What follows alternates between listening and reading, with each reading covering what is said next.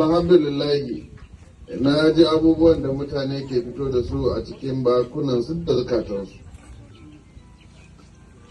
Amma abin da nake son jama'a su fahimta, babban makasudin da ya sa aka ce a yi wannan taro na mazaɓu domin a gina kasafin kuɗinmu na 2026 akan wannan tsari, shine a tafi inda mutane suke domin mutane su faɗi damuwarsu, ba mu a gwamnati ba mu zauna ofis mu faɗi damuwar mutane mai masu ayyukan da kila ba shi suke bukata ba.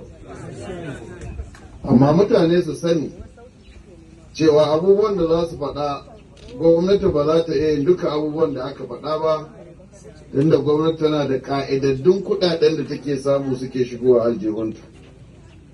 Kuma mu sani cewa wannan abin da muke yi a yau abu ne da muke yi a ward guda 361 na faɗin jihar Katsina. Yadda aka faɗi matsalolin nan na raɗa, haka za ka ji an faɗi wasu wanda suka linka wannan 10 ko 20 matsala. To don haka mu kwana da sani cewa ba alƙawali gwamnati ta yi ba cewa duk abin da aka faɗa nan sai ta aiwatar da shi. Amma gwamnati za ta zaɓi abubuwan da take iya yi cikin abubuwan da aka faɗa a shekara mai kamawa 2026. Idan